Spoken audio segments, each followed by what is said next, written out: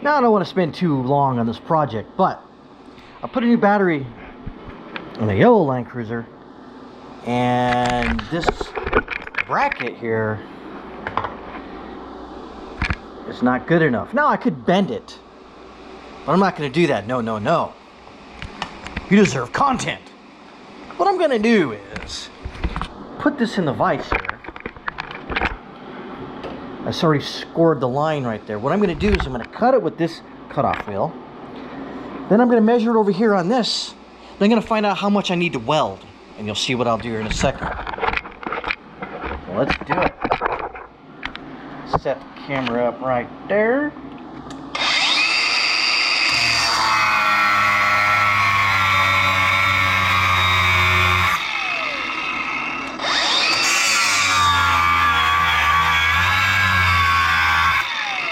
Woo! Getting hot.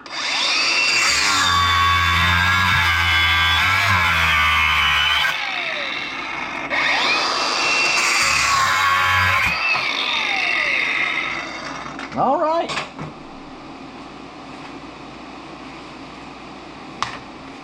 All right, grab the offending piece, move it on over here. And we come to find out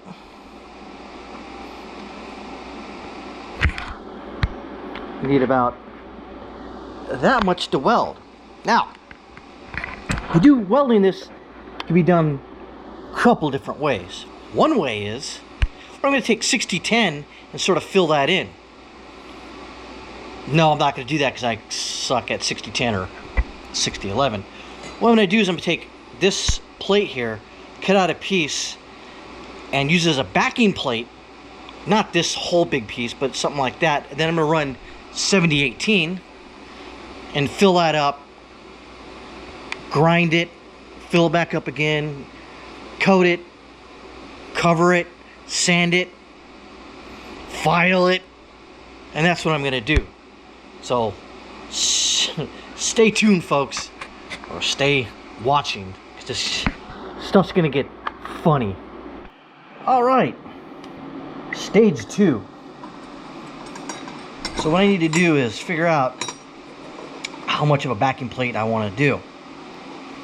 Kind of want to do something like that.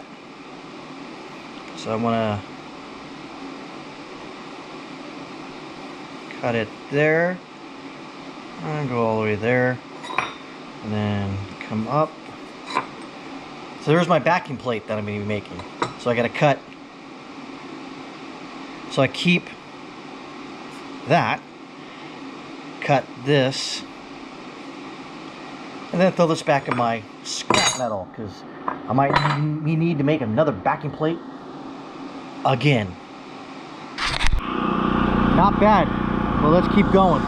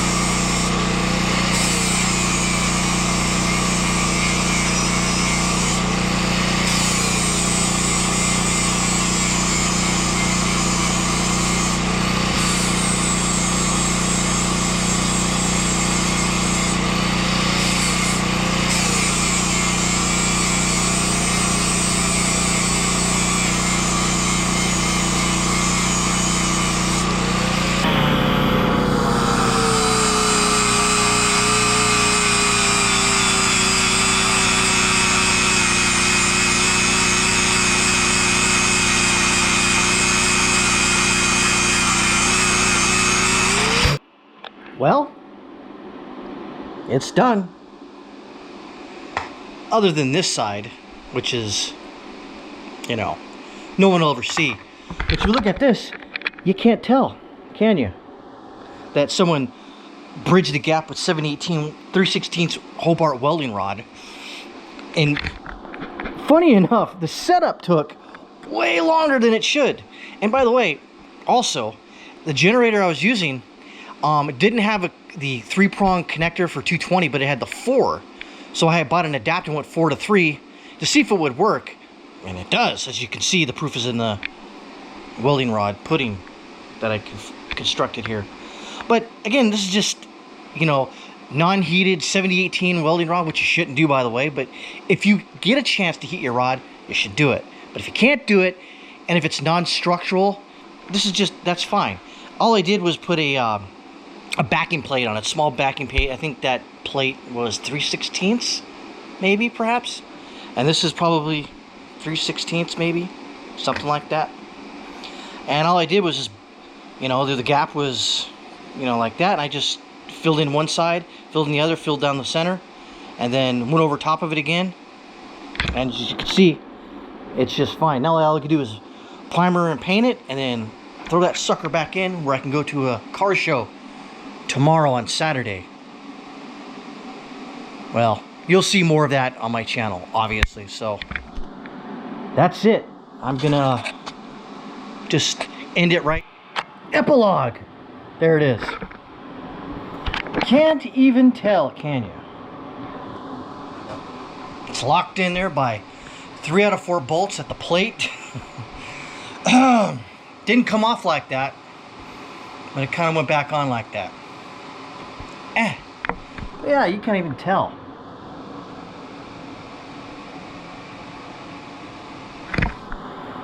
Cool, I know. Now I can